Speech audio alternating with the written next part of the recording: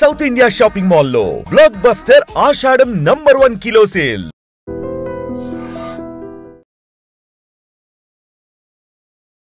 Welcome to Beauty Secrets. Na peru Lumbini. Today we have plastic surgeon Dr. Varnika Garu with us. Let's talk to her. Hello ma'am, how are you? Hello.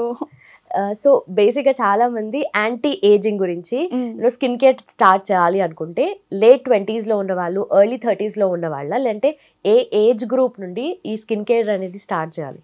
So anti ageing అనేది మనం 20s లోంచే start చేయొచ్చు, because that is a very good time when our skin is still చాలా యంగ్గా ఫ్రెష్గా ఉంటుంది. So ఆ time నుంచే మనం ఫౌండేషన్ బిల్డ్ చేసాము అంటే ఫ్యూచర్లో వచ్చి ఈ రింకిల్స్ అయినా, లేదంటే సన్తో వచ్చే డ్యామేజ్ అయినా, టెక్స్చర్స్ అయినా, ఇవన్నీ మనం కాస్త కాపాడుకోవచ్చు అనమాట.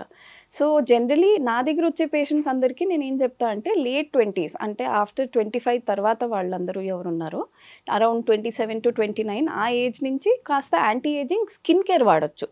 సో క్రీమ్స్ అయినా, నైట్ క్రీమ్, రిజ్యువినేషన్ క్రీమ్స్ అయినా, లేదు అంటే ఏమైనా స్మాల్ లైక్ లేజర్ ప్రొసీజర్స్, అవి లేట్ 20s నుంచి స్టార్ట్ చేయొచ్చు. 30s, 40s ఉన్న వాళ్ళకి మేజర్గా మనం ప్రొసీజర్స్ చేస్తామన్నమాట. సో దెర్ ఆర్ నౌ చాలా మటుకు కొత్త వెరైటీ లేజర్స్ వచ్చాయి, ప్రొసీజర్స్ వచ్చాయి. వాటితో కూడా we can do a lot of non invasive anti ageing treatments. So any kind of laser అంటే హార్మోనల్ ఎఫెక్ట్ ఉంటుంది లేటర్ ఆన్ అని అంటారు కదా. లేజర్ పెట్టారు అంటేనే హార్మోన్స్ ఆ షిఫ్ట్ అనేది ఉంటుంది అని అంటారు కదా. లేదు, హార్మోన్స్కి లేజర్స్కి అట్లా ఎఫెక్ట్ ఉండదు, బికాజ్ మనం ఇచ్చేది కూడా ఆ లేజర్ డెప్త్ కూడా it will be just in the upper 2 to 3 layers of our skin అనమాట. సో ఇప్పుడు లేజర్స్లో కూడా చాలా వెరైటీస్ ఉంటాయి. So anti ageing related lasers ఏవైతే ఉంటాయో మెయిన్గా micro needling with radio frequency, ఇది చాలా మంచిది. ఇంకోటొకటేమో అల్ట్రాసౌండ్ రిలేటెడ్ ఉంటాయి, తర్వాత ఏమో థర్మల్ ఎనర్జీ రిలేటెడ్ ఉంటాయి. సో లేజర్ అనేది ఒక మనకి లోకల్ టర్మ్, కానీ యాక్చువల్గా చూస్తే టెక్నికల్గా చాలా డిఫరెంట్ వెరైటీ ఆఫ్ టెక్నిక్స్ ఉంటాయి అన్నమాట. ఇవన్నీ మన బాడీ హార్మోన్స్ వాటితోటి రిలేటెడ్ ఉండవు. ఓకే. అండ్ ఆల్సో చాలా మంది సన్ స్క్రీన్ గురించి, ఇంపార్టెన్స్ గురించి డాక్టర్స్ ఎన్ని వీడియోస్ చేస్తున్నారో, ఇన్ఫ్లుయెన్సర్స్ ఎన్ని వీడియోస్ చేస్తున్నారో చూస్తూనే ఉన్నాము. బట్ ఎంత ఇంపార్టెంట్ అనేది అర్థమైన తర్వాత వి స్టార్ట్ అప్లయింగ్. బట్ అంతకుముందు జరగాల్సిన డ్యామేజ్ ఆల్రెడీ జరుగుంటుంది కదా. సో దాన్ని రివర్స్ చేయగలుగుతామా మనం? డెఫినెట్లీ.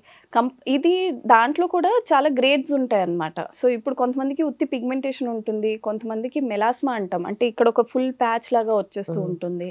కొంతమందికి టెక్స్చర్ చేంజెస్ వస్తాయి, అంటే మీరు చూస్తారు కొన్ని ఏరియాస్లో స్మూత్ స్కిన్ ఉంటుంది, కొన్ని ఏరియాలో చాలా డార్క్గా, డ్రైగా అట్లా స్కిన్ ఉంటుంది. సో వీటిలో కూడా గ్రేడింగ్స్ ఉంటాయి. ఇనీషియల్ గ్రేడ్స్ ఏవైతే ఉంటాయో అవి కంప్లీట్లీ వీ కెన్ రివర్స్. కానీ గ్రేడ్ 3, గ్రేడ్ 4 అంటే చాలా ఏళ్ళ నుంచి క్రానిక్గా చాలా డీప్ పిగ్మెంటేషన్ ఉన్న వాళ్ళకి ఒక 50-60% వరకు కూడా మనం చేంజ్ చేయొచ్చు అన్నమాట. సో ఇలాంటి వాళ్ళకి మెయిన్గా ఏం చేస్తామంటే ఫస్ట్ బేసిక్ సీరమ్స్ తోటి, తర్వాత ఏమో పీల్స్ తోటి వీ విల్ ట్రై. సో చాలామందికి పీల్స్తో కూడా బాగా రిజల్ట్ వస్తుంది. అండ్ నైట్ క్రీమ్స్, కొన్ని హైపర్ పిగ్మెంటేషన్ క్రీమ్స్ ఉంటాయి, ఇవన్నీ వేస్తే ఆ మెయింటెనెన్స్ బాగా ఉంటే over a period of 3 months మంచి రిజల్ట్ వస్తుంది. గ్రేడ్ 3, గ్రేడ్ 4 వాళ్ళకి ఏంటంటే మళ్ళీ ఇట్లా లేజర్స్ ఉంటాయి అన్నమాట. సో CO2 లేజర్ ఉంటుంది, పీకో లేజర్స్ ఉంటాయి. అవే కాకుండా మనకి PRF, PRP అనేవి కూడా ఉంటాయి అన్నమాట. ఇవన్నీ పిగ్మెంటేషన్ అవన్నీ తగ్గించుకోవడానికి. ఇవి ఒక పీరియడ్ ఆఫ్ 3 months అట్లా తీసుకుంటే బాగానే it will give improvement. Okay. And also one more doubt. Generally ఏంటంటే ఇప్పుడు చాలామంది, ఇప్పుడు మీరు ప్లాస్టిక్ సర్జన్, మీ దగ్గరకు వచ్చి చేయించుకుంటారు, any kind of skin care ఎలా ఉండాలని అడుగుతారు. అండ్ ఆల్సో ట్రీట్మెంట్ గురించి కూడా అడుగుతారు, చేయించుకుంటారు. బట్ కొంతమంది హూ ఆర్ నాట్ డాక్టర్స్ వాళ్ళు కూడా చేస్తున్నారు. సో దాన్ని మనం ఎట్లా డిఫరెన్షియేట్ చేసుకోవాలి? అచ్చా వీళ్ళు డాక్టర్స్, వీళ్ళ దగ్గరికి వెళ్ళొచ్చు, వీళ్ళు కాదు సో వెళ్ళొద్దు అని చెప్పి ఎట్లా డిఫరెన్షియేట్ చేసుకోవాలి? అసలు ఫస్ట్ ఆఫ్ ఆల్ డాక్టర్ గురించి మీరు తెలుసుకోవాలండి. ఇప్పుడు మనం ఎక్కడికైనా రెస్టారెంట్కి వెళ్తున్నాము అంటే మీరు ఏం చేస్తారు, దాని రివ్యూస్ చదువుతారు, అక్కడ ఫొటోస్ చూస్తారు, రివ్యూస్లో కూడా స్పెసిఫిక్ మెన్యూ ఐటమ్స్ ఏమేమి ఉన్నాయో చూస్తారు. సో సంథింగ్ సిమిలర్, ఇప్పుడు మీరు క్లినిక్కి వెళ్తున్నారు అంటే అక్కడ ఏ డాక్టర్ ఉన్నారు, ఆయనకి ఎన్ని ఇయర్స్ ఆఫ్ ఎక్స్పీరియన్స్ ఉంది, తర్వాత వాట్ ఆర్ ద డిగ్రీస్, అంటే are they actually qualified in this cosmetic procedures are not, and వాళ్ళ దగ్గర ఉన్న ఎక్విప్మెంట్ ఏంటి, దానికి రివ్యూస్ ఎట్లా ఉన్నాయి, ఇవన్నీ కాస్త చదివితే మీకు తెలుస్తుంది. అండ్ డాక్టర్స్, నాన్ డాక్టర్స్ అంటే మీకు ఎప్పుడైనా ఆల్ దీస్ ప్లాస్టిక్ సర్జన్స్ అయినా, డర్మటాలజీ వాళ్ళైనా, they will be listed on our Telangana medical council site అనమాట. సో మీరు వాళ్ళ పేరు గూగుల్ చేస్తే వాళ్ళ తెలంగాణ మెడికల్ కౌన్సిల్ రిజిస్ట్రేషన్ నెంబర్తో పాటు వాళ్ళకి పేరు కనిపిస్తుంది ఆ వెబ్సైట్లో. So if someone is non medico లేదు ఇలాగా అంటారు మిగతా ayurvedic homeopathic doctors are some just like regular non medico persons ఉన్నారు అంటే వాళ్ళ నేమ్ దాంట్లో రిజిస్టర్డ్ ఉండదు. So that is like a good differentiating factor, దాంతో తెలుస్తుంది అన్నమాట. ఓకే. సో తెలంగాణ మెడికల్ కౌన్సిల్లో నేమ్ సర్చ్ చేస్తే వస్తుంది. ఓకే. సో దట్ వాళ్ళు డాక్టర్సా కాదా అని చెప్పి వీ కెన్ తెలుస్తుంది. Thank you so much ma'am. Thank you.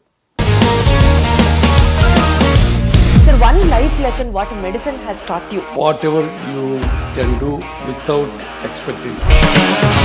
But I really believe మన పాజిటివ్ యాటిట్యూడ్ ఉంటేనే మనం ఏదైనా సాధించగలం. గట్ని మనం కరెక్ట్గా డీల్ చేసినట్లయితే అది మనకి పాజిటివ్ హార్మోన్స్ని రిలీజ్ చేస్తుంది. షుగర్ వచ్చిన వాళ్ళ పరిస్థితి ఏంటి? పొట్ట దగ్గర పెరిగితే దాన్ని ఆండ్రాయిడ్ అంటారు, ఆండ్రాయిడ్ ఫోన్ కదా. అసలు థాట్స్ ఎందుకు వస్తాయి? బ్రెయిన్ డెడ్ అంటే దానికి ప్రపంచం అంతా కూడా కొన్ని నిర్దిష్టమైనటువంటి లక్షణాలు. మానసికంగా ధైర్యంగా ఉంటే క్యాన్సర్ జయించవచ్చు. You are a doctor for a cause sir, అంతే. వాళ్ళకి వచ్చిన ఆదాయం కాకుండా ఫ్రీ సర్వీస్ ఎంతమందికో చేస్తారు.